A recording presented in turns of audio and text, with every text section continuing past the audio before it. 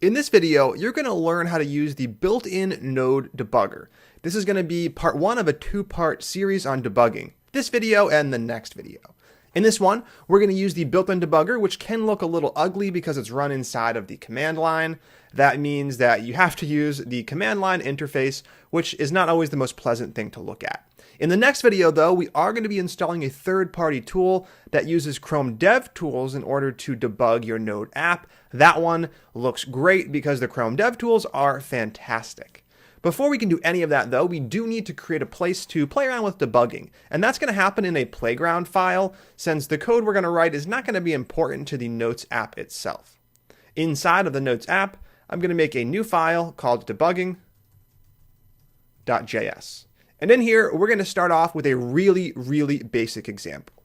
We're going to make an object called person, and on that object, for the moment, we're going to set one property name. Go ahead and set it equal to your name. I'm going to set mine equal to the string Andrew. Next up, we're going to go ahead and set another property, but down below, person.age. I'm going to set mine equal to my age, 25. Then we're going to go ahead and add another statement that changes the name. Person.name equals something like Mike. And finally, we're going to console.log the person object. Console.log person. Awesome. Now, we actually already have a form of debugging in here. We have a console.log statement.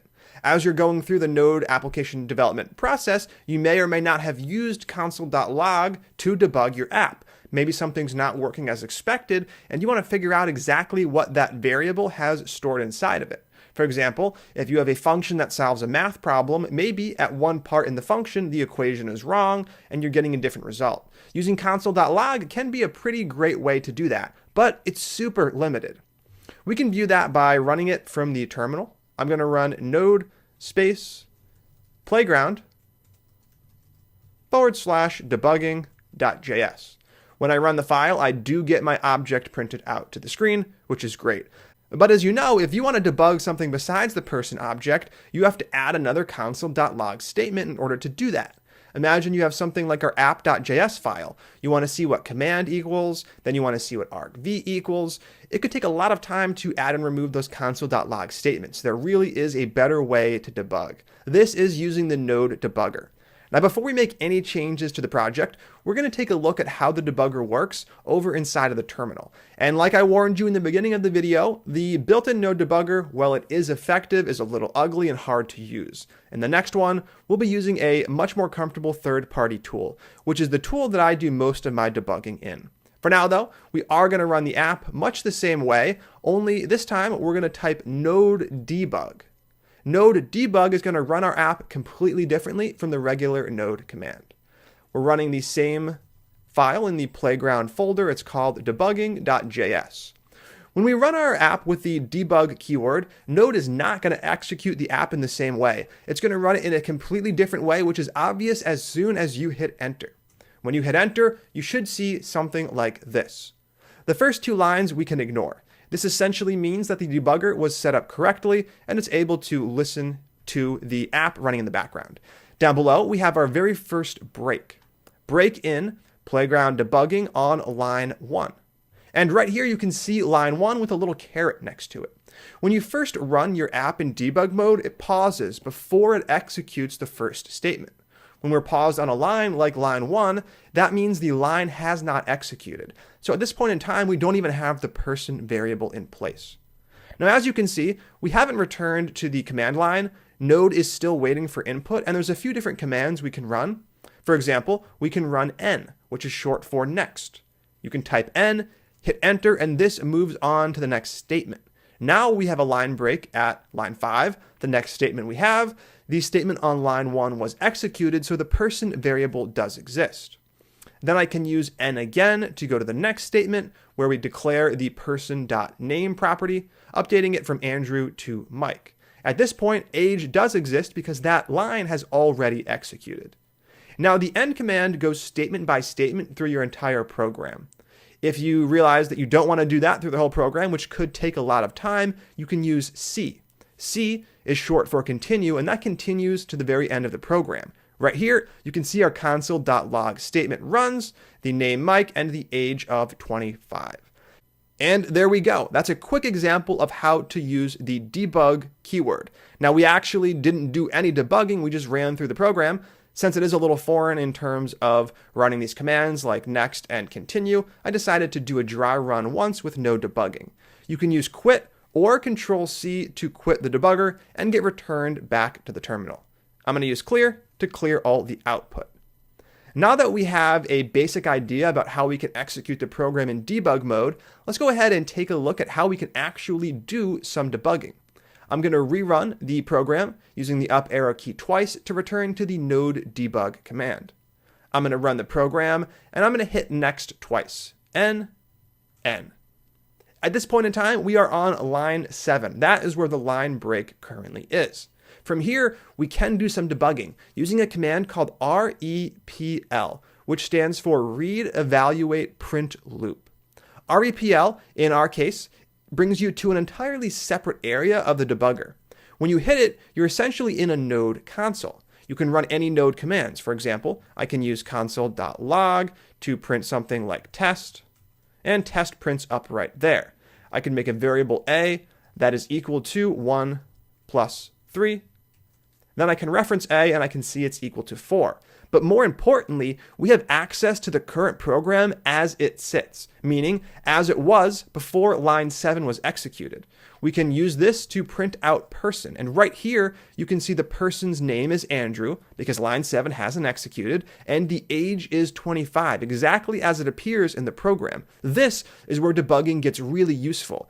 Being able to look at the program paused at a certain point in time is going to make it really easy to spot errors. I could do anything I want. I could print out the person name property, and that prints Andrew to the screen. Now, once again, we still have this problem. I have to hit next through the program. And when you have a really long program, there could literally be hundreds and hundreds and thousands of statements that need to run before you get to the point you care about. Obviously, that is not ideal, so we're going to look at a better way. Let's go ahead and quit REPL using Control-C. Now we're back at the debugger, and we can use quit to quit the debugger. From here, we are going to make a quick change to our application. Let's go ahead and say we want to pause right here. We want to pause on line 7 between the person age property update and the person name property update. In order to pause, what we're going to do is run the statement debugger. When you have a debugger statement exactly like this, it tells the node debugger to stop here, which means instead of using next to go statement by statement, you can use C, which is going to continue until either the program exits or it sees one of these debugger keywords. So take a quick moment to add the debugger keyword right here on line 7, save the file, and over in the terminal, we're going to rerun the program exactly like we did before.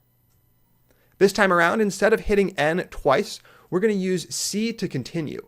Now, when we first used C, it went to the end of the program, printing out our object. This time around, it's going to continue until it finds that debugger keyword. Now, we can use REPL, access anything we like person.age, and once we're done debugging, we can quit and continue through the program.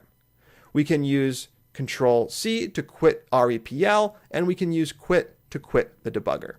All real debugging pretty much happens with the debugger keyword. You put it wherever you want in your program, you run the program in debug mode, eventually it gets to the debugger keyword and you do something. Like you explore some variable values, you run some functions, you play around with the code to find the error. No one really uses N to print through the program, finding the line that causes the problem. That takes way too much time and it's just not realistic. Now that you know a little bit about the debugger, I want you to use it inside of our Notes application.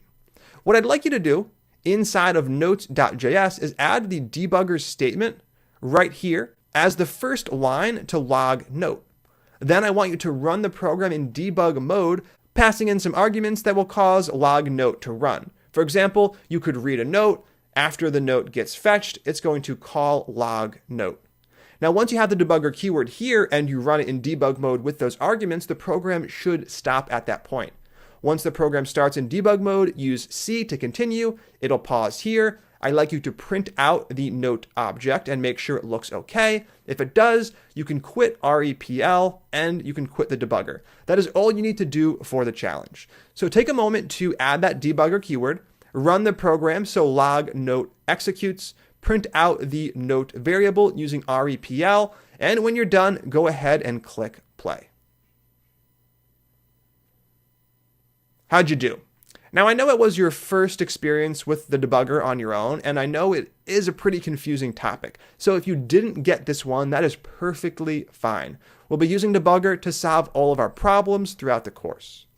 All you needed to do was add the debugger statement right here.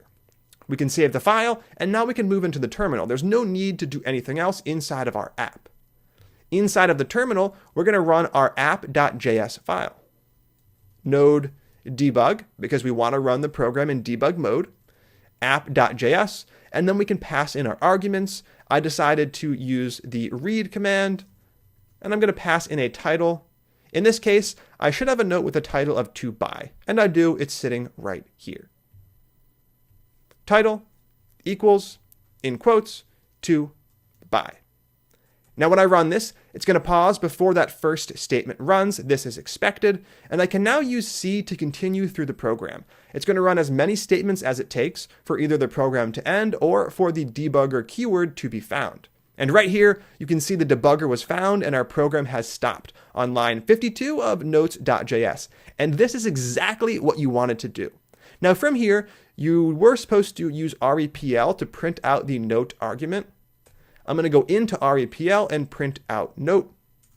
And right here, you can see we have the note with the title of to buy and the body of food.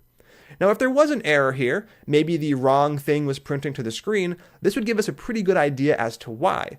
Whatever gets passed into here is clearly being used inside of the console.log statements. So if there was an issue with what's printing, it's most likely an issue with what gets passed in to the log note function.